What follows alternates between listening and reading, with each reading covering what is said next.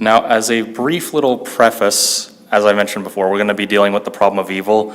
This is basically one of the earliest and probably one of the most common arguments against the existence of God. And when I say problem of evil, evil doesn't just encompass someone doing bad to something else.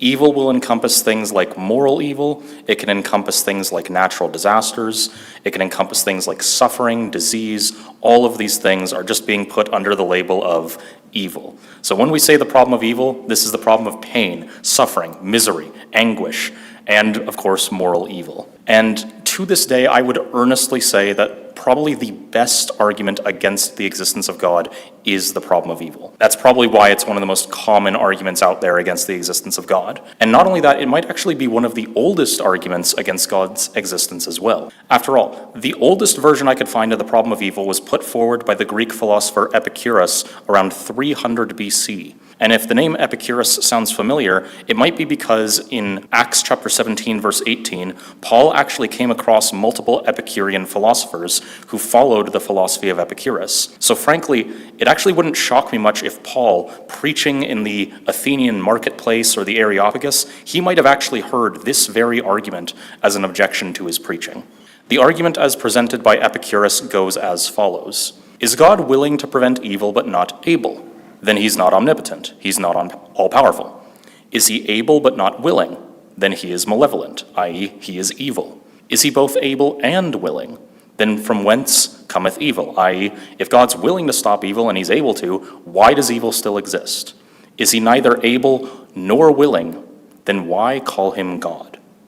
To phrase the problem of evil another way, if God is all-loving and all-powerful, why doesn't he just stop all of the evil and suffering in the world? The fact that there is still suffering in this world means God either isn't all good or he isn't all-powerful, meaning God, as we understand him, does not exist. This is what's known as the logical problem of evil. It tries to basically show that an all-loving, all-powerful God is logically incoherent, meaning it is impossible for such a God to exist, in the same way that a square circle or a married bachelor is logically incoherent. These things can't possibly exist because the definition of a bachelor is in complete odds with the definition of someone who is married. And similarly, what this argument tries to show is that the idea of an all-powerful, all-loving God is logically incoherent. Now, this is an extremely old argument. Like I said, this argument is 2,300 years old. And, well, this is just a little bit of a brief, fun trivia side tangent. But remember the cosmological argument or the contingency argument that Stephen went over a few weeks back? Interestingly enough, the first formulation of that argument I could find dates all the way back to 500 BC, which means one of the most common arguments we have for the existence of God and one of the most widely used arguments for God's existence is about as old as the most widely used argument against God's existence. Now, I say this as a bit of fun trivia, but I also say this to emphasize one thing. I think it's very relevant that both of these arguments are as old as they are, because they attest to just how much power these arguments have. And like I said, I think the problem of evil is genuinely the best argument against the existence of God. But that doesn't mean it's unanswerable. And in fact, there are countless good answers to the problem of evil. In fact, there are so many that I can only give you a handful today. Now, as I was talking with Stephen earlier about this presentation, I mentioned that, quote unquote, I don't have a lot of empathy. So today, I'm not going to give you some sort of pastoral approach to dealing with suffering or trusting in God in spite of the suffering or all that jazz. What I'm going to give to you today are cold hard facts, cold hard answers to the problem of evil so that you can effectively have an anchor and hold on and stay faithful when questions like the problem of evil come your way. Because trust me, they will. And if you don't know some of these things, it can sometimes be hard to stay faithful. So what I hope to do today is just provide you good, solid answers to the problem of evil so you can stay faithful in the days to come. Now, one answer to the problem of evil, and the first answer I want to present, is what's referred to as the free will defense. Many of you have probably heard Christians say that the reason evil exists in the world is because of the fall. We as humans have willingly rejected God's laws, and therefore we are often directly or indirectly suffering the consequences of our continual rebellion against God. As C.S. Lewis put it, we have used our free will to become very bad, and this has led to very bad consequences. I would have gone into more detail about this, but frankly, this was Knowing about how evil humans can be is genuinely heartbreaking. All I can tell you is this: a good chunk, if not most of the suffering we experience, probably just is our fault. And this is where the free will defense comes in. Probably the best form of this defense was put forward by Alvin Plantinga, who also put forward a very good and frankly very understandable version of the ontological argument that Stephen went over a few weeks back. Now, I'm just going to quote Alvin Plantinga's free will defense in full because in my mind I think he put it best. A world containing creatures who are significantly free and who freely perform more good than evil actions is more valuable, all else being equal, than a world containing no free creatures at all. Now, God can create free creatures, but he can't cause or determine them to only do what is right. For if he does so, then they aren't significantly free after all. They do not do what is right freely. To create creatures capable of moral good, therefore, he must create creatures capable of moral evil. And he can't give these creatures the freedom to perform evil and at the same time prevent them from doing so. As it turned out, sadly enough, some of the free creatures God created went wrong in the exercise of their freedom. This is the source of moral evil. The fact that free creatures sometimes go wrong, however, counts neither against God's omnipotence nor against his goodness, for he could have forestalled the occurrence of moral evil only by removing the possibility of moral good. So I guess to summarize this argument best, a world that contains creatures with free will, creatures that can freely choose to do good, even if that can lead to great suffering, is still more valuable of a world than a world where you don't have any free creatures at all, creatures who aren't capable of choosing between right and wrong. Now, this free will defense has, by most philosophers' accounts, demonstrated that it is logically possible for God and evil to both exist, because a world that contains creatures with free will and evil is still more valuable than a world that lacks both of these things. So a world with free will in it and evil in it is more valuable than a world without free will and without evil. And the reason for this is because a world without free will is a world in which we would lack many of the things that frankly just make us human. A world without free will is a world in which we can't do good. Because at the end of the day, if we don't have free will, we are effectively just robots moving according to our programming. We're not really people capable of choosing to do what is right. A world without free will, therefore, is a world without love, compassion, kindness, and generosity. A world with free will, yes, may be a world with suffering, but it's a world in which the very things that make us human is present as well, and that is far more valuable than a world that lacks both suffering and free will. Because if we truly lacked free will, we wouldn't be able to choose anything at all. Everything would be pre-programmed in advance. We'd effectively be like video game NPCs, where if a character talks to us, we are destined, no matter what, to just say our pre-programmed responses. Now, what's interesting about the free will defense and why I use this is because philosophers agree that Alvin Plantinga's free will defense succeeds in dealing with the logical problem of evil. The idea that it is logically incoherent or impossible for an all-loving and all-good God to exist is outright trumped by the free will defense. Because at the end of the day, for the logical problem of evil to work, you need to demonstrate that it is outright impossible for God to have good reason to allow evil to exist. But as Paul Draper notes in the Oxford Handbook of Philosophical Theology, this, however, is precisely what most philosophers nowadays believe cannot be shown. You cannot show that it is impossible for God to have good reason to allow evil. And I should note, Paul Draper is not a Christian. In fact, he's used a different version of the problem of evil to argue against the existence of God. Yet even he agrees that Alvin Plantinga's free will defense renders the logical problem of evil null and void. It is therefore not impossible for our all-loving, all-good, all-knowing, all-powerful God to exist, even if evil does. And so philosophers agree that it is logically possible for both God and evil to coexist. What they argue now, however, is this: given the kinds of evil that we see in the world, it's unlikely for God to exist. And that's what I'm going to try to deal with for the rest of our time. So what other reasons do we have to believe that God can still exist while suffering and evil also exists? Well, frankly, this is probably one of the most obvious answers, but it's one that shockingly comes up very little in these discussions, this being the answer of heaven. One answer to the problem of evil has to do with eternity. Think of it this way. In our world, we will suffer for a maximum of about 80 to probably maximum 120 years. There are genuinely some people who have made it that long who are still with us. So at most, we are going to suffer for about 120 years in this life. That doesn't sound fun. I'm not going to try to sugarcoat it. I'm not going to try to downplay it. But if Christianity is true, heaven exists. Heaven is a place of perfect communion with God. It's a place of perfect peace, joy, comfort, and love. It's an eternity without suffering. And it's also an eternity in which we can appreciate everything all the more because we do know what it's like to live in a world that's often lacking these characteristics. We know what it's like to live in a world where people don't love us that much. We're living it, unfortunately. But to give you an analogy of why the answer of heaven works for the problem of evil, think of it this way. Do any of you remember the pain you felt as a baby when you were learning how to walk? Do any of you remember how painful it was when you hit your head on the corner of the table and hit your elbows and knees on the ground when you fell? Do you remember crying out for your mom to help you and she didn't even answer and you were just sitting there for minutes on end screaming and crying and it was horrible and everything was awful? Do you remember that? Probably not.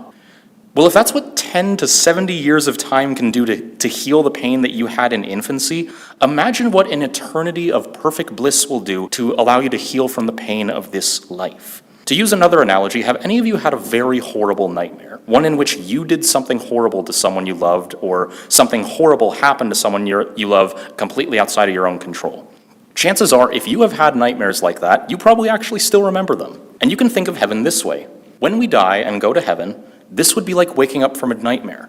Heaven, and by extension the new heaven and new earth, will feel far more real than our current reality. It'll be like waking up from a dream, because when we are in heaven, and in the new heaven and new earth, we will be in perfect communion with God. All of our sufferings will be put into perspective, and we will be living the life that we were meant to live all along. The life we now live probably will be remembered. I think we will likely remember all the suffering and hardships we've gone through in this life, in the same way that we might remember all the horrible things that happened in a nightmare. But at the same time, the reality we will experience in heaven will be far more fundamental than what we are experiencing now, because there, in heaven, we will be perfectly at peace, perfectly united to our Creator, the one from whom we receive all good things. In short, when Christ returns in glory, all things will be made well.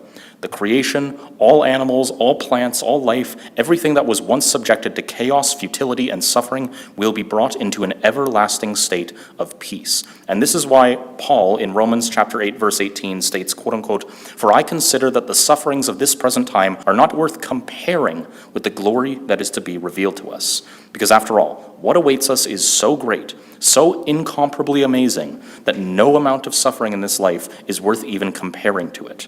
And therefore, if Christianity is true, and remember, the problem of evil is usually aimed at our view of Christianity, you have to take the whole Christian worldview into account. You can't just stop at this life and say, look how horrible everything is. Because if you only take this into account, this would be like taking into account the baby falling over while walking, or someone having a nightmare and saying, isn't this awful? Why would anyone allow something like that to happen without considering the rest of our life? Or, in other words, our afterlife.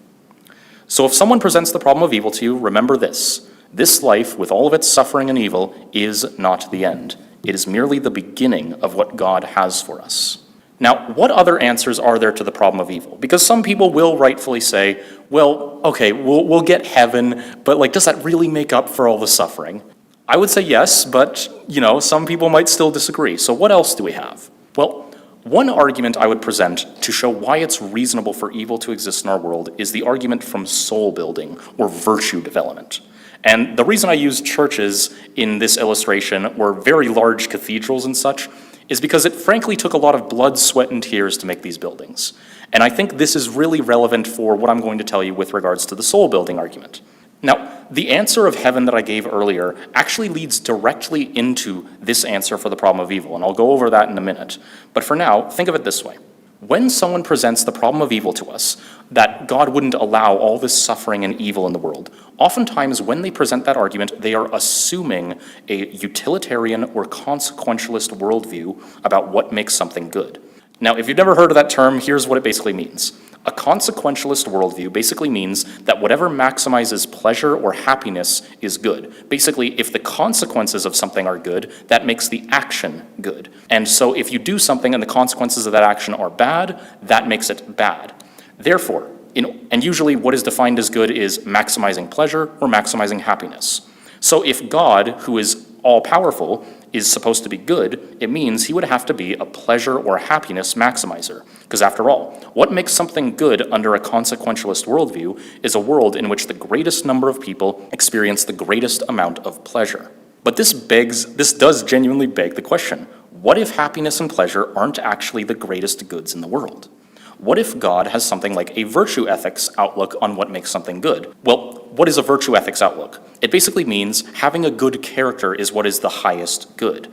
Basically, cultivating virtues like love, joy, peace, patience, kindness, goodness, faithfulness, gentleness, and self-control. Cultivating these virtues is the greatest good under a virtue ethics framework. And if that's the case, if God has a virtue ethics framework for morality or a deontological framework in which doing certain good things and avoiding bad things is what's ultimately good, then this would actually explain why there is suffering in the world, and it does so in two ways. First off, it's reasonable for suffering to exist because at the end of the day, suffering, or the absence of pleasure, isn't the greatest possible good if we're looking at it from a virtue ethics framework. But secondly, suffering might exist because suffering and evil may genuinely be necessary to cultivate some of the greatest virtues. Think of it this way. How do you cultivate bravery if there's nothing to fear? How do you cultivate forgiveness if there's no way for someone to wrong you? How do you cultivate justice if there's no wrongs to right? How do you cultivate compassion unless you're able to empathize with someone's suffering? How do you cultivate love unless you have free creatures capable of choosing to love others instead of being selfish? If God wants us to be virtuous, if building a good character, becoming virtuous is the greatest possible good, frankly, we should expect evil to exist. Because many of the virtues that we take for granted, many of the virtues that we think are some of the greatest characteristics people can have, these virtues wouldn't even be attainable if evil didn't exist. Or at best, you wouldn't be able to achieve the greatest possible virtues unless evil existed. Suffering can refine us to become more virtuous. And if maximizing virtue is what God considers best, then a world with suffering does actually make sense, because through suffering, virtues can be maximized, and vices like cowardice, selfishness, callousness, injustice, these things can be weeded out. And this would provide us, by building up these virtues, this wouldn't just provide us with happiness under a consequentialist worldview. It would provide us with something much deeper and much truer, a greater understanding of happiness compared to a world in which God simply prevents all suffering. Because at the end of the day, we wouldn't have happiness by maximizing virtue. We would have joy, something far greater than mere happiness. So in short, one reason God may allow suffering is because it allows us to become truly virtuous people. It helps us to build character. It helps us to become the people that God wants us to be. You can also think of this using an analogy. Let's say for the sake of argument, we were going to watch a 9-hour-long marathon of some movie or show of your choosing. If we had to watch something for 9 hours, which would you rather choose? Would you like to watch a Lord of the Rings trilogy marathon, or would you rather watch 9 hours of the Teletubbies? I hear a lot of laughing. I'm taking this as a guess that you'd probably rather watch the Lord of the Rings, right? Okay, well, if that's the case, why? The world of the Lord of the Rings is a world full of great suffering, evil, and hardship. When you think of the Teletubbies, they don't have to deal with any of that. Isn't that such a better world? No, it's not. Because at the end of the day, because the Teletubbies are absent of any hardship or evil, there's no way for them to grow. Think about what people love about the Lord of the Rings so much. They love the fact that these characters went through these hardships. They persevered throughout them and became better people because of it. They truly grew and became the people they were meant to be by enduring this hardship and suffering and evil and triumphing over it. And so if virtue is the greatest possible good, then that explains why suffering exists. Because by God allowing suffering to exist, he gives us an incredible opportunity to triumph over suffering, to triumph over evil. In short, he allows us to become the people we were meant to be. But why exactly does this sort of response relate to the answer of heaven I gave earlier? Well, remember how earlier I said that going to heaven might be like waking up from a nightmare. Think about the nightmares you've had before. They might have involved harm coming to you or your loved ones. And if this was some sort of harm that happened to your loved ones, did you, after these nightmares, want to express your love to those loved ones all the more, knowing how bad things can be in that nightmare? If you did want to express your love to your loved ones after a nightmare, then you might already understand why we suffer in this world, even if only subconsciously. We might be suffering in this world so that in the next world, and not just in the next world, but in this world as well, we can show love and appreciation and gratitude like never before. Given that we live in a world that seems so devoid of love at times, it will allow us to love people all the more. In short, we may suffer in this life so we can be better both now and in eternity. As Paul says in 1 Timothy chapter 4, verse 8, while bodily training is of some value, godliness, i.e. virtue, is of value in every way, as it holds promise for the present life and also in the life to come. In other words, God takes that which is evil, that which is horrible in the world, and he uses that. He manages to invert it into something great. As Genesis chapter 50, verse 20 puts it, what you intended against me for evil, God intended for good, in order to accomplish a day like this. And so that may be one reason why God allows evil.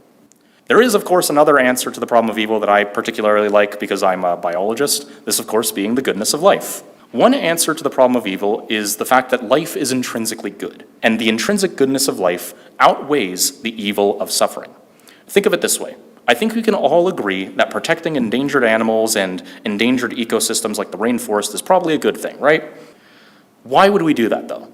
If we preserve these sorts of ecosystems, the species within them will suffer immense harm over generations. The rainforest is an ecosystem where animals are suffering all the time.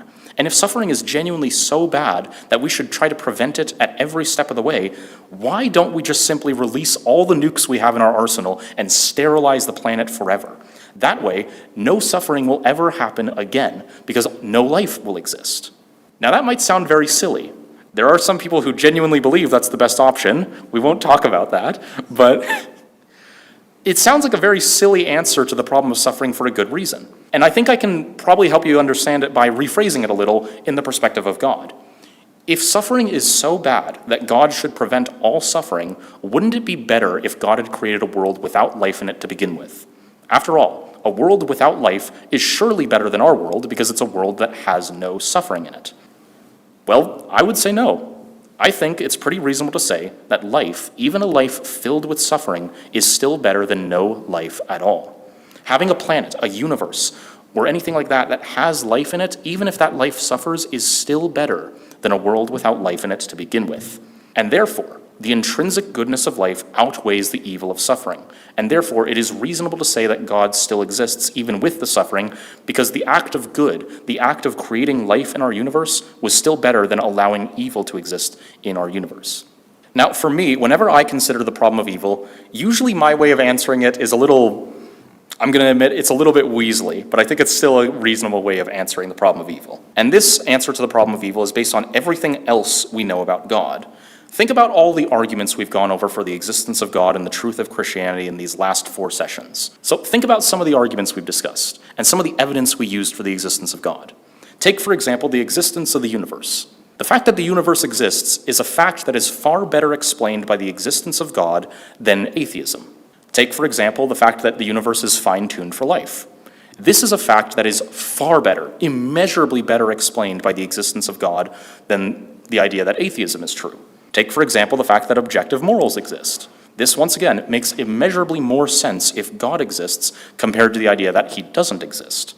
And lastly, but certainly not least, take the fact that Jesus Christ died for our sins and was resurrected from the dead. That makes a lot more sense if God exists, specifically the Christian God, compared to him not existing. And so if we look at the world from all of these different angles, what we see is that all the evidence from these different fields of study seems to point to the fact that it is more likely that God exists compared to him not existing. And so even if we have questions regarding the problem of evil, even if we admit that the problem of evil can genuinely stump us at times, that doesn't outweigh the other evidence we have for the existence of God. Basically, I guess the best way of summarizing this argument is this. We have a lot of evidence that God exists. Plenty of different arguments and different pieces of evidence all point to the same conclusion. And so even if we have the problem of evil, and even if we admit we can't really answer it that well, that doesn't outweigh all the positive evidence we have for the existence of God. And therefore, it is reasonable to believe in a good, loving, all-powerful God, even if we don't have a perfect answer to the problem of evil. Now, for me, I still think this is a reasonable answer, and it kind of ties into this other answer that I want to give. And it's an answer that I will admit does not sound impressive, it doesn't sound satisfying or anything like that. But the reason I love this argument so much is because it's an answer that almost all philosophers agree has caused them to rework their presentation of the problem of evil. Because this argument against the problem of evil knocks down almost every version of it. What is this answer to the problem of evil?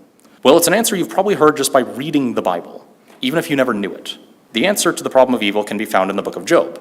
Job is possibly one of the oldest books in the Bible. It could have been written possibly as early as 4,000 years ago. There's, of course, a debate on when Job was written, but on the earlier ends, it may have been written as far back as 2000 BC. And you've probably all read the book of Job, and you know how it goes. In the book of Job, Job experiences terrible suffering, a kind that seems completely unwarranted given how he's kept God's commandments throughout his life. But what's most notable about the book of Job, what stood out to me about this book so long, what puzzled me about this book for almost all my life, is its ending. Because in the end, Job doesn't learn why he suffered. He never gets an answer for why he's suffering. Rather, God, for 4 whole chapters, simply tells Job about all the things he's made, all the things he keeps in order, all the things he has power over, and all the things with which Job couldn't even begin to comprehend about the universe. And then after telling Job about all the things God knows about and has power over that Job doesn't, God leaves. And that's how the book ends. That ending to the book of Job has always puzzled me because it felt so unsatisfying. You never get an answer. Job never gets an answer to his suffering. But I realized that this ending to the book of Job might actually be one of the most profound answers to the problem of evil ever put to paper. Because when God was talking about all the things he's made, all the things he knows of, all the things he keeps in order, he isn't doing that just to brag to Job or to overpower him or something like that. The reason he's doing this is because God wants to make a very specific point. God has perfect knowledge. God knows all things. And if that's the case, God, in his perfect knowledge and in his perfect perspective, may have good reasons to allow for the existence of evil that we aren't fully aware of because of our limited perspective. And that is why God told Job about all these other things in the universe. He's trying to get Job to understand, Job, look at everything around you. Do you understand even a fraction of the things I'm talking about? What makes you think you would understand why I'm allowing you to suffer in this specific moment? Now, like I said, that answer doesn't sound satisfying at all. Frankly, it doesn't sound like an answer, period. So how exactly does an answer like that actually defeat almost every version of the problem of evil? Well, you see, there are many people who will say there's gratuitous evil in the world. There's evil with no good explanation for it. There's evil that seems to serve no purpose because, at least in our knowledge, there seems to be no way to explain such evil or why it would ever exist if a good God loves us. And this kind of gratuitous evil makes far more sense under an atheistic worldview compared to a Christian one. So basically, if gratuitous evil, pointless evil, purposeless evil exists, it makes more sense that God doesn't exist. But the book of Job silences this formulation of the problem of evil because it presents the argument from what's called skeptical theism, as you can see here. And the argument basically goes as follows. Say, for the sake of argument, God exists. That would mean he's all-knowing. And if that's true, God is aware of things that we are not because he is all-knowing. And if that is true, that God is aware of everything, there are some things that God knows that we don't. Think about it this way. I'll use a bit of an analogy here. Let's say this big gray box is all of God's knowledge. So all possible knowledge is encompassed in this box. What portion of this box do you think we have? What portion of knowledge do we have? I'll represent our knowledge as a little black box on this gray box. So let's say that's how much of the knowledge we have in comparison to God. If you are very arrogant, you might say you have that much knowledge compared to God. I don't even think the human race collectively has that amount, but we'll just go with it for the sake of argument. Even if you're going with this answer, we can all agree God has far more knowledge than we have. And if that's the case, if our total knowledge is dwarfed by God's knowledge, would it be reasonable that God has reasons for doing things we're not fully aware of? Of course it would make sense that he has that. And to maybe help you understand why that would be the case, let's use an analogy. Many of you have probably actually been in the same situation as God if you've ever owned a pet or ever had a young child. Why do I say this? Well, think of it this way. Have you ever had to take a pet or a kid to get like a vaccine or go to the dentist or go to the vet? At that time, you probably couldn't communicate to your child or your pet why you're letting them suffer like that at the vet or at the dentist or at the doctor. You can't really explain to them why you are letting them suffer in that moment, even though you have a very good reason to allow them to do so. So, if someone suggests that if God has good reasons to allow for suffering, we would be aware of those reasons, that is frankly a false premise. Because if God's knowledge so vastly dwarfs our own knowledge, there's very good reason to suggest that God would have reasons for doing things that we wouldn't be fully aware of. And to assume otherwise is simply begging the question and assuming that we have the kind of knowledge that God has. If God has good reasons to allow for suffering, we can't always assume we would be aware of those reasons. Obviously, I've presented other arguments that show we can be aware of some of the reasons, but there are indeed cases where I have a hard time explaining suffering. But that doesn't necessarily mean God doesn't have a good reason to allow for said suffering. And that is the point God is trying to make in the book of Job. You can think of this using an analogy. Is it reasonable for me to claim that there is no fully grown elephant in the sanctuary right now? I think it's pretty reasonable to say there isn't one. And why would that be? Well, because everything we know about elephants would tell us that if there was one in this room, we would probably see it by now. Are you serious? Don't do that again. You have me worried. You were about to ruin my analogy, man. But yeah, no, like if there was actually an elephant in the room, one of us would have spotted it by now, and therefore it's reasonable to say because none of us can see an elephant, there is no elephant in this room. Now let's use that exact same logic. Is it reasonable for me to claim that there is not a single bug in this room, that there's no insect, no spider, no anything like that in this room because I can't see any bugs? It's probably not reasonable for me to claim that. But why is that?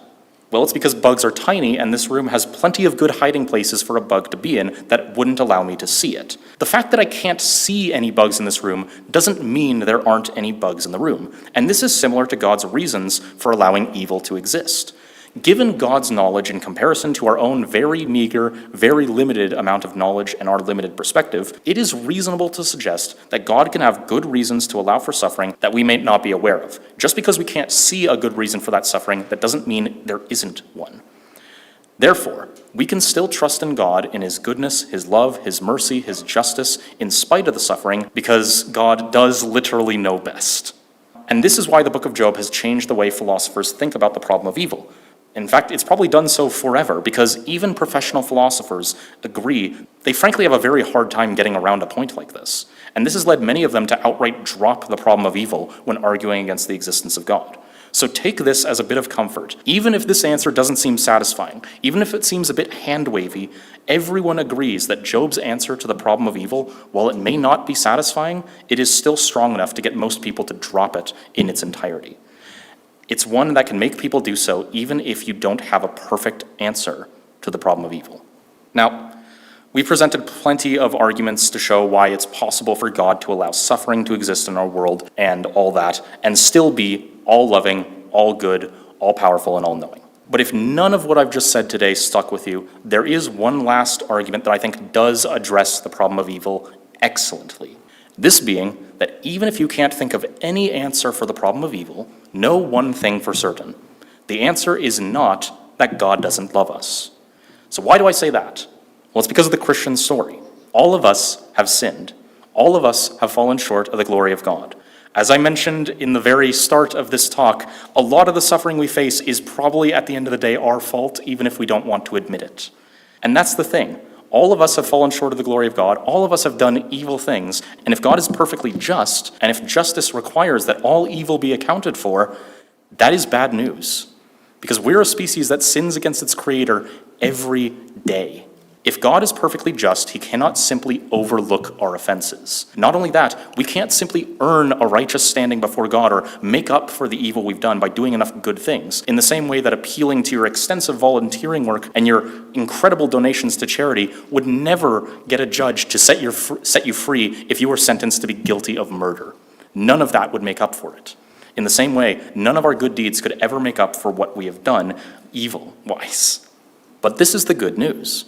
God is not merely perfectly just. He is perfectly loving and perfectly merciful as well. We may actually deserve suffering, punishment, outright separation from God, and yet God still loves us. He wants us to be with Him. But what does He do? What can He do, given that there's this massive gulf of sin that separates us from Himself? Well, this is what God did. God, the creator of the universe, stepped down from His glory. He was born in a manger, He was born to a poor family and took on the job of a carpenter, a job that was considered no better than literal slavery in that era. God, in the form of a man, the man Christ Jesus, endured all of the limitations of being human. And worse yet, he knew he would have to endure more than most people's limitations in order for us to be saved. In fact, the threat of what Jesus had to endure on the cross was so severe, so intense, that in this moment, his immense mental and emotional torment led him to weep and literally sweat blood in the Garden of Gethsemane. This sweating of blood is not actually something supernatural, mind you. That is a real medical condition known as hematohidrosis. It's brought on by some of the most extreme forms of stress a man could possibly experience. And while sweating blood in and of itself would be bad enough, the thing about hematohidrosis is that when you sweat blood, it makes you more sensitive to pain, which means that even the slightest touch could have brought great amounts of pain to Jesus in that moment. While he was in this state, Jesus was betrayed by Judas, one of his closest friends, with Judas's kiss not only stinging emotionally, but probably physically given the hematohidrosis. After this, Jesus was then manhandled and sentenced to death by a kangaroo court, and he was blindfolded and beaten, such that he couldn't even anticipate or block the blows that he received. During his trial, Jesus was abandoned by all of his disciples. One of his closest disciples, Peter, outright denied knowing him 3 times. Jesus heard no friendly words during his trial. No one gave a defense for him while he was in that moment, even though everyone knew he was innocent. Jesus was then scourged.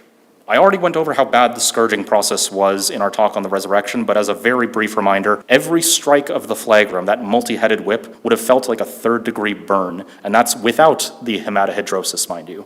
And Jesus, after being whipped hundreds of times with this flagrum, likely would have had his literal ribs and spine exposed to the world because of the damage done.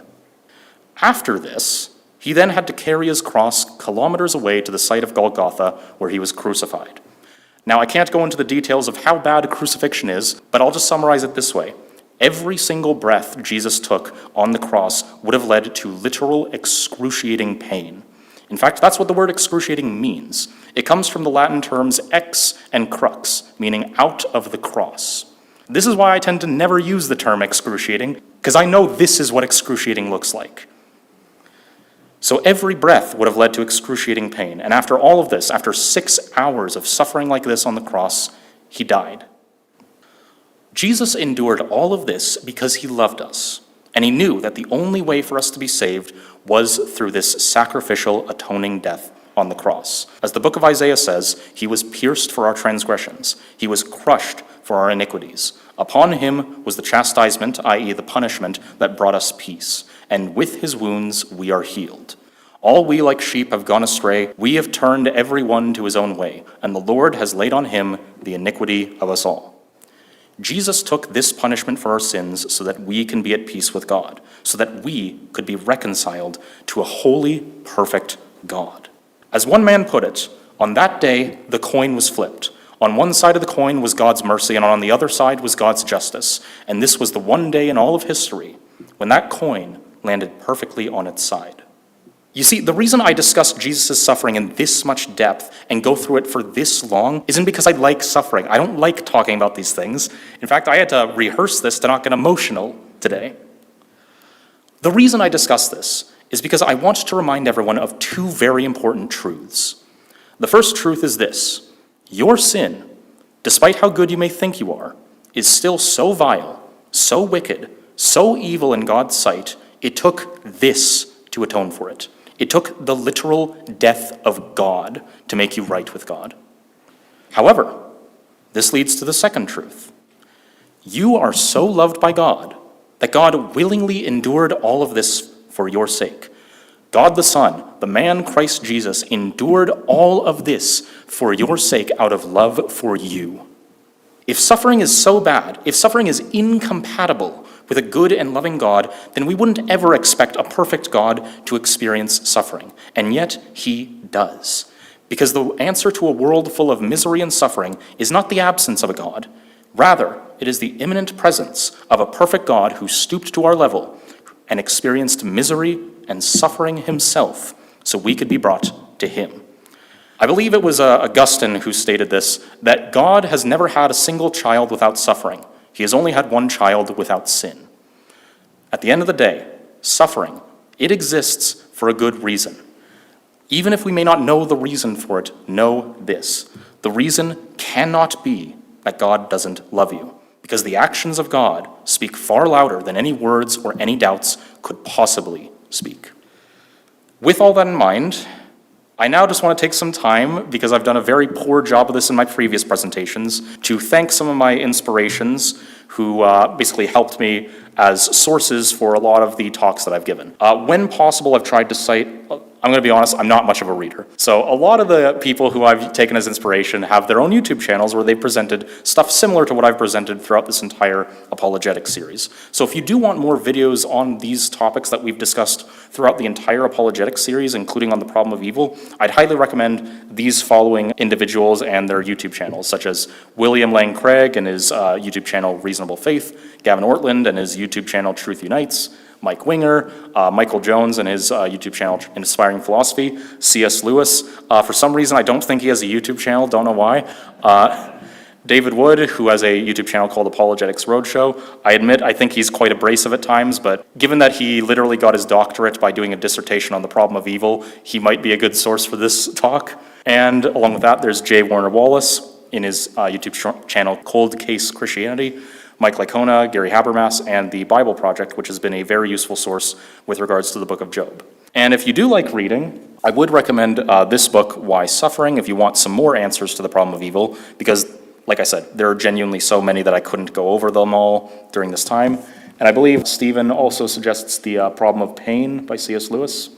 So those are some good reading material for the problem of evil.